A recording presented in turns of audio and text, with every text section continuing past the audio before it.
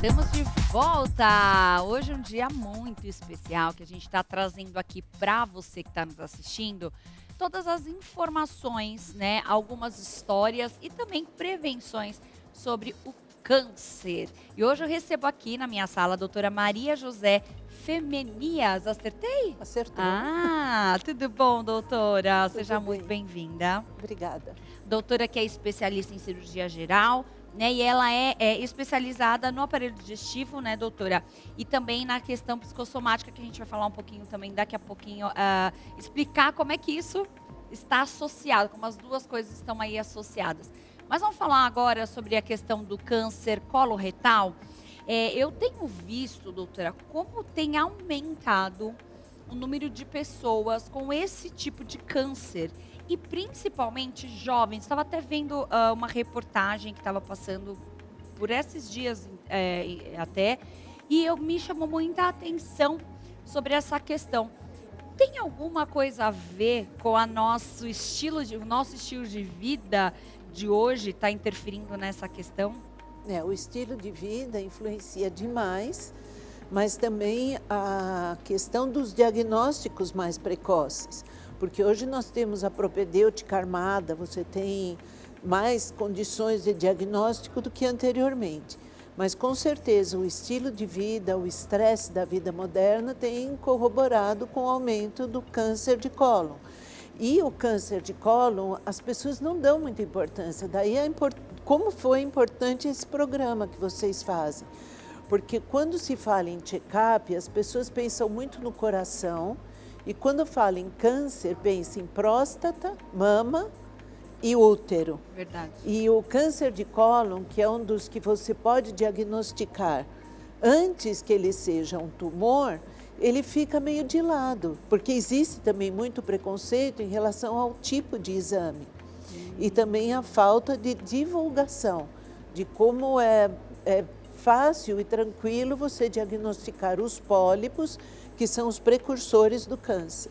No caso, você falou sobre os exames. Qual seria, então, o melhor exame para a gente incluir no nosso check-up? Todo mundo precisa fazer esse tipo de exame? Me fala um pouquinho. A partir dos 40 anos, as pessoas deveriam fazer o exame proctológico. Começa com pró, mas não é de próstata. Uhum. É proctológico, que é do intestino, e a retossigmoidoscopia. O que é isso? Vai examinar o reto por meio de um aparelho descartável que tem uma luzinha na ponta e ver a parte do reto e uma parte do intestino que chama sigmoide. Por isso que chama retossigmoidoscopia. E dependendo da história clínica do paciente, da queixa clínica e dos antecedentes familiares, daí nós solicitamos a colonoscopia, que como o nome diz, vai avaliar todo o cólon. E a partir daí, se diagnosticar o pólipo, aí o pólipo pode ser retirado por meio de uma pinça que passa por dentro do aparelho e ele é retirado, faz uma cauterização no próprio exame. Ai, que prático. Então veja bem, um pólipo para se transformar em tumor, ele leva 5 a 10 anos. Então, uma pessoa que com 45 anos diagnostica um pólipo de intestino e tira, com 55 ela não vai ter o tumor. E eu, com já a idade mais avançada, que eu tenho muito tempo de medicina, eu já vejo muitos pacientes que eu pedi colonoscopia há 10 anos atrás e eles falam, que bom que a senhora pediu a colonoscopia e tirou o pólipo, senão hoje eu teria um tumor. Eu mesma.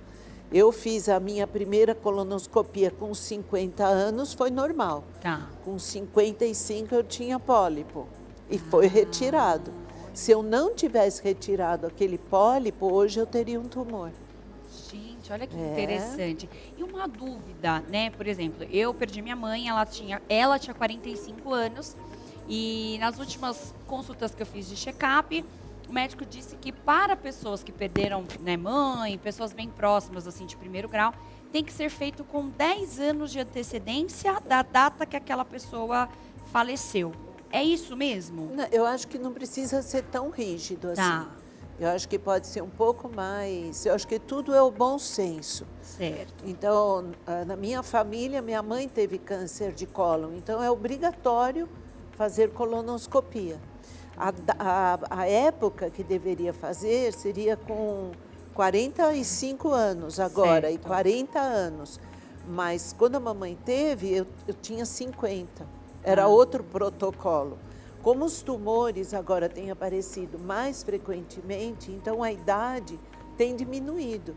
Então não tem essa rigidez, porque também você deve levar em conta o estilo de vida e também as queixas do paciente e também o emocional, porque a psicossomática, como eu disse, influencia muito.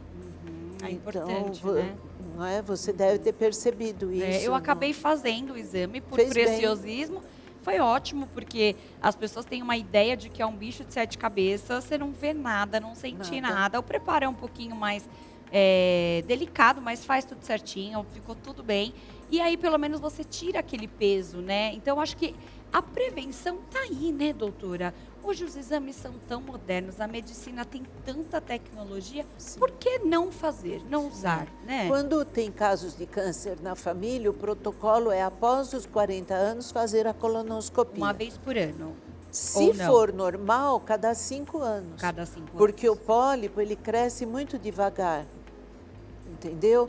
Agora, quando a pessoa não tem casos de câncer na família, e às vezes você não sabe se tem ou não câncer na família, porque hoje em dia os diagnósticos são realizados, mas antigamente você não sabe do que morreu um bisavô, do que morreu um avô, não tinha tanto diagnóstico precoce. Então, a partir dos 45 anos, fazer a colonoscopia. Deu normal, vai fazer com 50 anos. 5 anos, tranquilo. E o preparo, ele é forte, realmente precisa tomar o laxante, porque o objetivo é detectar os pólipos que são pequenos. Então, se o intestino não está limpo, como que vai enxergar um pólipo pequeno? E também o médico não consegue tirar, porque vai passar uma cauterização, uma corrente elétrica. Então, é muito importante o preparo adequado. Doutora, por exemplo, né, a gente vê que tem muita gente hoje que tem feito a retirada de alguns alimentos, o glúten, a lactose, exatamente pela prevenção dessa questão dos cânceres digestivos, enfim. Uma alimentação que você indicaria para quem quer ter uma vida mais longa e para o seu intestino, enfim, ter mais qualidade, qual seria? Seria o radicalismo, que é o que está todo mundo fazendo? Não precisa ser radical, mas algumas doenças, como o glúten, por causa principalmente da mudança genética do trigo. Então, não é o glúten em si, é a mudança genética que aconteceu. Então, o glúten, a lactose e todos esses alimentos processados, eles inflamam o intestino. Então, na medida do possível, a pessoa deve ter uma alimentação muito rica em alimentos vivos. Então, muitas frutas, verduras, legumes, cereais, castanhas, nozes. Eu digo para os pacientes, para facilitar, 60% fibras, 40% o restante. E aí já inclui os ovos, a carne, o pãozinho, mas 60% fibras, grande quantidade de fibras e não esquecer da água. Porque se a pessoa ingere fibras e não toma água, as fezes ficam endurecidas. E isso realmente vai dificultar o trânsito do intestino. E as fezes ficando mais em contato na mucosa do intestino, todos os conservantes agrotóxicos que existem na alimentação, eles vão prejudicar e vão favorecer o aparecimento de doenças, e várias doenças. A maior parte das doenças nós podemos evitar com a alimentação e a ingestão de água e a atividade física. Por isso há uma diferença entre prevenção e detecção precoce. Detecção precoce é tudo que você faz para detectar precocemente uma doença. Certo. Ou seja, colonoscopia, o toque retal da próstata, a mamografia. Isso é detecção precoce. Prevenção é estilo de vida. Então, buscar sempre o melhor estilo de vida, o repouso. O repouso é uma coisa fantástica. As pessoas têm dormido muito tarde, então elas não produzem a melatonina. Compra na farmácia, mas não precisa, porque você produz a melatonina depois da meia-noite. Se você vai dormir às 10 da noite, a partir das 10 da noite, há aumento da produção do hormônio chamado GH, que é o hormônio de crescimento.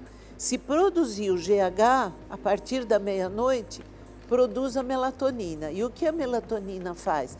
Ela limpa os radicais livres do nosso corpo, que é o que causa doença e causa o envelhecimento.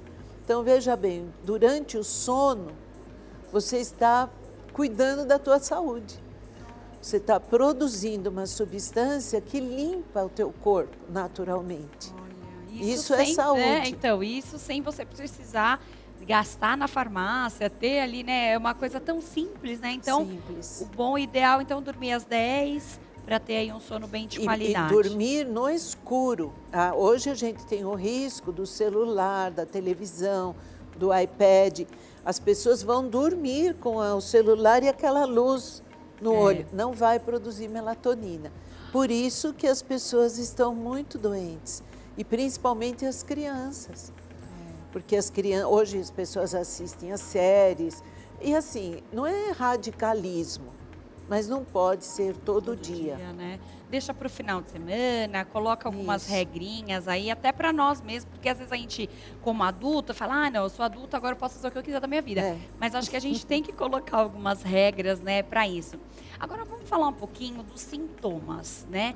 Porque tem gente que às vezes fala, nossa, eu tenho dificuldade para ir ao banheiro, ou eu vou muito ao banheiro, eu tenho sangue nas fezes, Então, quais seriam os sintomas preocupantes para a gente prestar ali atenção? Então, o nosso intestino grosso, ele é como uma moldura no abdômen, né? Então, você tem o lado direito e o lado esquerdo, e o reto. Quando a pessoa tem sangramento, ela precisa ir ao médico para ser examinada. Porque, em geral, a pessoa acha que tem hemorroida. Vai na farmácia, compra uma pomadinha, usa, melhora, mas na realidade ela pode ter um tumor ou um pólipo. Quando o tumor é mais do lado esquerdo, sigmoide, descendente, tem gases, pode ter cólicas, dificuldade de evacuar, as fezes começam a ficar fininhas, pode ter sangue, pode ter muco, mas é um sintoma bem intenso. Quando os tumores são mais do lado direito, como assim as fezes são mais líquidas desse lado, os sintomas são muito suaves. Então a pessoa pode ter, por exemplo, anemia. Faz um hemograma e tem anemia. Já tem um tumor do cólon direito. Pode ter emagrecimento. E pode ter sintomas, às vezes, digestivos altos, náusea, um desconforto, gases. Então ele é mais silencioso, porque o intestino grosso ele pega boa parte daqui do abdômen. Então tudo vai depender da localização. Daí a importância da colonoscopia. Então, se você tem alguns desses sintomas, já fez outros exames e não encontrou, a gente aqui tá para esclarecer e te dar essa dica, né? Procure aí o teu médico de confiança. A especialidade que a pessoa precisa procurar seria o quê? Gastro mesmo? Pode ser um gastroenterologista, um cirurgião geral, o proctologista. É uma especialidade que se mistura um pouco. A pessoa acha que só é sobre a questão da próstata, né? E quando fala proctologia, mistura com próstata, ou às vezes pensa só em hemorroida. Então, na realidade, um cirurgião de aparelho digestivo, ou um cirurgião geral, ou o proctologista. Interessante. Se a pessoa for diagnosticada com o câncer coloretal, qual que deve ser aí a conduta dela a partir desse momento? Quais são os tratamentos? Os tumores de reto, antigamente, quando eles eram diagnosticados, você tinha que realizar uma cirurgia muito radical, que era a amputação do reto. Então, tirava todo o canal anal, a pessoa ficava sem o ânus, ele ficava fechado, e colocava uma estomia, que era uma colostomia, em geral desse lado, aqui do lado esquerdo. Então, a pessoa vivia com a evacuação desse lado, era extremamente desconfortável. Hoje, Quando um tumor de reto é diagnosticado, é feito o tratamento com radioterapia e quimioterapia. O tumor diminui de tamanho e aí é possível fazer a cirurgia, que usam os aparelhos mecânicos, que fazem as costuras bem baixinhas. E a pessoa continua evacuando pela região anal. Claro que às vezes tem uma mudança no ritmo intestinal. Isso também é um sintoma muito importante que eu esqueci de falar. Mudança do ritmo intestinal. Então a pessoa é constipada, obstipada. Tá. Evacua cada 3 ou 4 dias. De uma hora para outra começa a evacuar 3 vezes por dia. Ou a pessoa evacua 3 vezes por dia, passa a evacuar cada 3 ou 4 dias. Isso precisa ficar alerta. E o tratamento dos tumores do lado esquerdo ou do lado direito deve ser realizada a cirurgia. Posteriormente, se necessário, dependendo do tumor, se ele tem gânglios ou não, procede-se então à quimioterapia. Mas cada caso é um caso. É um caso, né? Tem que ser analisado. A minha mãe, no caso, foi em 2002 que ela teve o câncer e foi feito essa que na época era a melhor opção que tinha. Então ela usou a colostomia, é colostomia que chama, colostomia, né? Exatamente. Por 3 anos e meio, enfim. E aí ela teve infelizmente, uma nova contaminação aí, enfim. E aí ela teve no fígado, aí, infelizmente, ela faleceu. Mas aí, quando ela fez essa do intestino, ela já tinha descoberto depois de 8 anos. Então, demorou muito para ela procurar um diagnóstico certo mesmo. E ela tratava de colite, porque eram sintomas muito parecidos. Então, é importante realmente você ter um médico de confiança. Foi no médico, tá com dúvida? Vai em outro, né, doutora? Isso.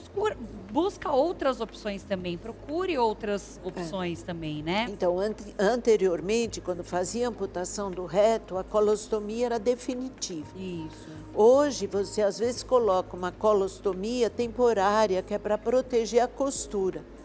Então, depois de 3, 4, 5, dependendo do caso, aí a colostomia é fechada e a pessoa evacua normal. Olha, que legal. A tecnologia está evoluindo demais, né, doutora? Bom. Eu quero chamar aqui para o nosso bate-papo, no nosso vídeo aqui, a Nádia Ribeiro, que é advogada, que ela fala sobre os direitos da pessoa com câncer. Tudo bom, Nádia? Boa tarde. Boa tarde, Bárbara. Tudo bom, graças a Deus, e você? Tudo bem, doutora. Que bom te receber aqui mais uma vez. Dentro aqui do contexto que a gente está falando hoje, né, desse dia, que é um dia muito especial, que a gente tem que trazer o tema, né, e falar sobre... Eu queria que você me falasse os direitos aí da pessoa que tem câncer, como ela pode ser beneficiada de alguma forma ao descobrir esse diagnóstico que mexe muito, né? Tanto com a família e muitas vezes com a questão financeira, né? Daquela pessoa. Sim, assim que a pessoa descobre o diagnóstico, ela pode procurar o SUS e tem a prioridade no atendimento, na internação e em todos os procedimentos. O próprio... Ela tem direitos. Pode falar, doutora. Nos remédios, né, inclusive, que são de alto custo. Essa questão dos remédios de alto custo, o governo ele é obrigado aí a fornecer para essa pessoa. Ela precisa, eu já vi algumas pessoas que precisam entrar, às vezes, com recurso, né, com advogado, enfim, para conseguir isso. Qual que seria aí o melhor caminho para ela conseguir esse remédio com maior agilidade? Então, hoje nós já temos o AC Camargo, que ele já possui esses remédios à disposição. Temos convênios que também, hospitais conveniados que já possuem esses remédios para o tratamento. Então, assim que a pessoa é diagnosticada, o próprio médico já encaminha para esses hospitais que já têm à disposição. Só quando é um remédio que realmente não tem, aí a gente tem processual.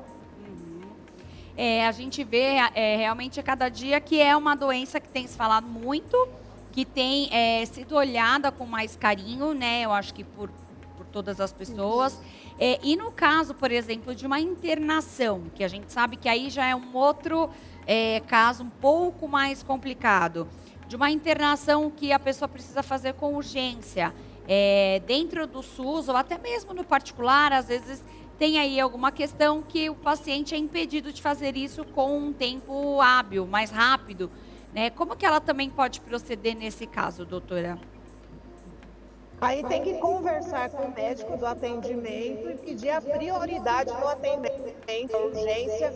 O médico ele vai dar um encaminhamento através do laudo, essa urgência. Se é no SUS, o SUS já está preparado para passar esse paciente na frente. E no particular não tem problema, porque o particular também já está preparado.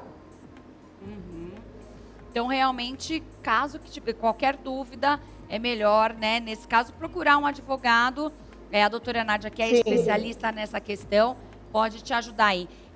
Muito obrigada, doutora. Quero te agradecer mais uma vez aqui por sempre estar nos ajudando aqui com pautas super especiais. Um beijo grande para você.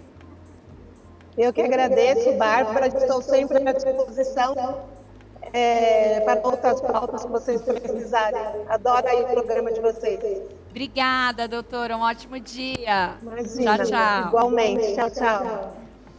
A gente vê, né, que toda a família muda a rotina, né, doutora? Você tem algum caso que te chamou a atenção? Agora eu quero te perguntar sobre a questão do psicossomático, que você também estudou para isso. Algum caso que te chamou muita atenção, que você sentou com o paciente, diagnosticou ele com câncer e falou, olha, isso é totalmente emocional? O fator genético, ele influencia muito o desenvolvimento das doenças. Se você tem casos na família de um câncer, sim. E o estilo de vida. Agora, na minha trajetória como médica, eu observava que quando um paciente apresentava um tumor, 2, 3 anos antes, ele tinha passado por um trauma, não físico, um trauma psicológico, uma perda muito grande. Uma separação, uma perda de emprego, alguma coisa que ele não tinha conseguido lidar emocionalmente. E aí eu comecei a estudar, na época eu fazia administração de empresas, e veio um professor da França, Christophe Dejour, que estuda muito sobre estresse. E ele cita um caso de um paciente que teve uma retocolite ulcerativa e que desenvolveu logo depois que ele teve uma perda do emprego.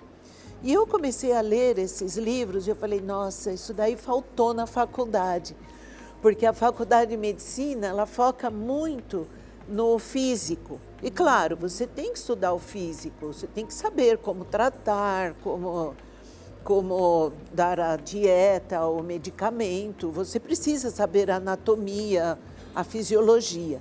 Mas tem alguma coisa por trás da doença que fica escondida. E hoje eu começo a perceber isso de forma muito mais clara, porque eu estudei, eu fiz uma especialização de 3 anos. Eu já via isso naturalmente nos meus pacientes, mas depois eu sabia que tinha uma teoria, que era embasada em Freud, né, e em toda a base da psicologia.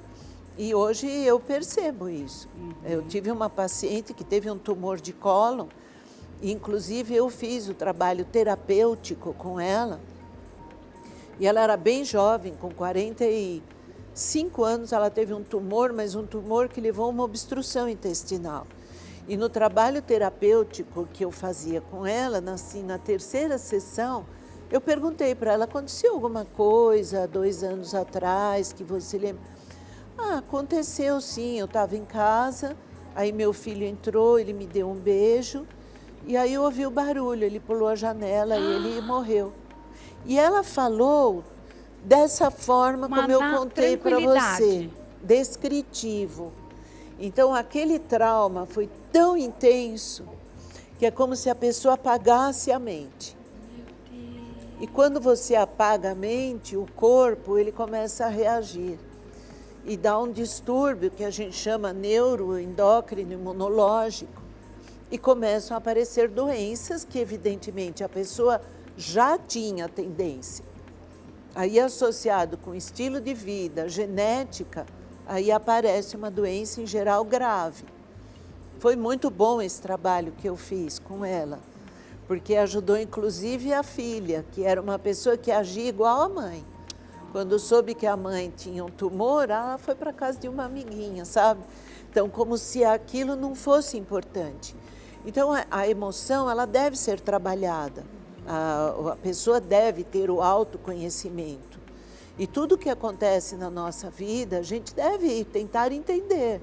Muitas vezes, uma carga é nossa, nós que agimos de forma não tão adequada. E outras vezes é do meio, e como você vai se inserir nesse meio. Então, o equilíbrio é tudo, né, Bárbara? Com certeza. É isso que nós temos que buscar. Uau, e forte, né, a história, porque ela já vem fortíssima.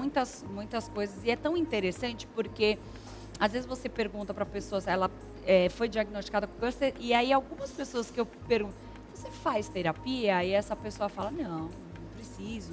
Então, além, né, da dieta, de praticar a atividade, de tentar estar mais perto da natureza, então a terapia, ela vem como um combo aí muito necessário para quem está passando por isso, então, né, doutora? E quando a pessoa ela tem essa psicossomática, que é não conseguir lidar, a terapia ela não é, por exemplo, freudiana, porque na realidade é uma terapia do acolhimento, para tentar mentalizar a pessoa. Então é um acolhimento para mentalizar, para a pessoa conseguir lidar com aquela situação tão desoladora. Então cada caso é um caso, não dá para generalizar. Mas a terapia sempre é boa, a pessoa se autoconhecer. Existia um preconceito antigo que terapia, psicólogo, psiquiatra é para os loucos. Isso é uma bobagem, né? Até porque dizem por aí que de médico e de louco todo mundo tem um pouco. Então, bem-vindo ao mundo dos normais, né? Então a gente está tudo certo, então, né, doutora? é bom se autoconhecer, é bom entender os lugares que você se insere. Às vezes um relacionamento, ele pode dar certo se a pessoa se autoconhecer, se ela aprender a se comunicar. Isso é muito extenso. Olha, doutora, o pessoal está gostando porque chegou uma mensagem para a gente aqui. Vamos ler? Acho que é uma pergunta para a doutora. Vamos lá, coloca na tela para mim. É a Tati de São Paulo. Boa tarde, parabéns pelo programa. Doutora Maria José, maravilhosa. Você sabe quem que é a Tati eu de São conheço, Paulo? sim, ela trabalha comigo. Vai continuar no emprego. Garantiu mais um ano de emprego, Tati. Mas realmente, são quantos anos de profissão, doutora, já? Eu estou na medicina desde 1974, que foi quando eu entrei na faculdade. Uau! Então foi quando eu tive o contato com o meu cadáver, né? Que naquele tempo a gente estudava anatomia diretamente, mas me formei em 79. Então já tem bastante tempo. Você viu também, acho que essa transição de tudo, né? De como que a forma de operar, a forma de tratamento medicamentoso, das próprias... em 79, acho que não existia radioterapia, existia não, né? Existia já existia? Mas o grande avanço veio da tecnologia. Por exemplo, a laparoscopia é uma maravilha você operar por laparoscopia.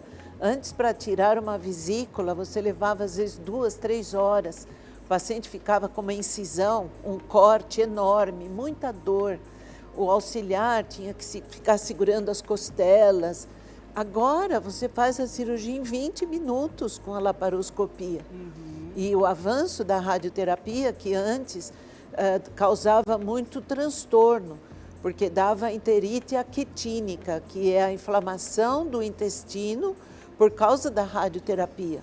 Inclusive, quando usa radioterapia para câncer de próstata, útero, colo de útero, as pessoas, depois de um tempo, ficavam com uma doença do intestino delgado, que levava a uma qualidade de vida péssima. Isso não acontece mais, porque os aparelhos são modernos, eles focam exatamente no lugar do tumor. Então, eu brinco com os jovens hoje, os jovens médicos, né? Eu falo, eu queria estar nascendo hoje, porque a medicina está muito evoluída. Mesmo a quimioterapia, que às vezes causava tantos sintomas, hoje causam menos sintomas, menos comorbidades. A evolução realmente da medicina é maravilhosa. A gente até vê, né, que tem algumas quimioterapias que nem o cabelo cai cabelo mais não hoje, cai né? mais, Antigamente não. era já uma coisa certa, né? Não. Que a pessoa ia ficar sem o cabelo. Hoje demora, né? Até chegar nesse ponto da pessoa perder o cabelo, né? E para a mulher isso, a gente até falou na outra pauta, é uma coisa muito difícil também, né? Porque a gente lida com a vaidade. Agora uma questão aqui que eu queria perguntar para você de dúvida. Quem tem mais câncer, esse câncer coloretal? Você percebe que é mais os homens ou as mulheres? As mulheres tendem a ter um pouquinho a mais, mas praticamente é igual. Não tem aí Talvez porque as mulheres também elas busquem mais do que os homens.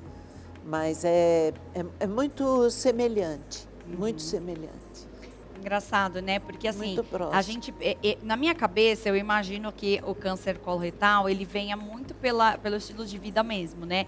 E geralmente a mulher, ela se preocupa mais, né? A gente geralmente se alimenta um pouco melhor, a gente também tem um pouco mais, acho que o nosso estilo de vida às vezes é um pouco melhor do que os homens, mas a gente também, eu falo que a gente também caça pelo no ovo, né? Então assim, a mulher, ela acha uma coisa aqui, né? E a gente vive no médico, vive procurando. E uma notícia boa é assim, atualmente nós operamos muito pouco tumor de cólon, porque tem sido divulgado a colonoscopia. Então os pólipos têm sido diagnosticados muito precocemente. Então é muito difícil você encontrar uma pessoa que já tem um tumor de cólon avançado. Seria aquela pessoa que realmente nunca ouviu falar de colonoscopia. E aí eu quero parabenizar novamente o programa. Porque nós estamos no dia do combate ao câncer, março azul marinho, foi o março do combate ao câncer de cólon. Tem várias campanhas da Sociedade Brasileira de Coloproctologia sobre a prevenção do câncer. E o segredo é esse, é detectar precocemente. A prevenção, gente, é aquela frase clichê, mas é o melhor remédio. Não tem jeito, né, doutora? E comam fibras. As pessoas têm que comer fibra. Não pode ficar só no fast food. Leve maçã, pera, frutas fáceis de você comer. Um saquinho com castanha de caju, com nozes. Comer salada, sabe? A alimentação é fundamental na prevenção de todas as doenças. Muito bom, doutora. Poxa, muito obrigada. Adorei conversar com você, te conhecer.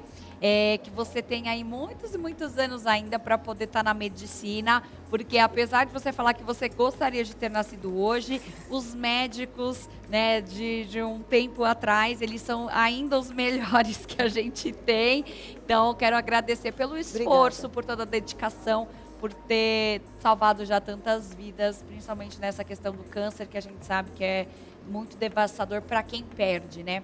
Então, eu quero que você deixe seus contatos para quem está nos assistindo. Quem quiser passar uma consulta, tiver mais dúvidas, onde encontra a doutora? O meu consultório é 11 3251 3485. Eu atendo também no 3549 1000. É o hospital que eu trabalho. E o meu Instagram é @DRA Maria José Vieira. Muito bom, doutora. Muito obrigada. Obrigada Pode ficar a você. aqui, tá bom, no nosso sofazinho.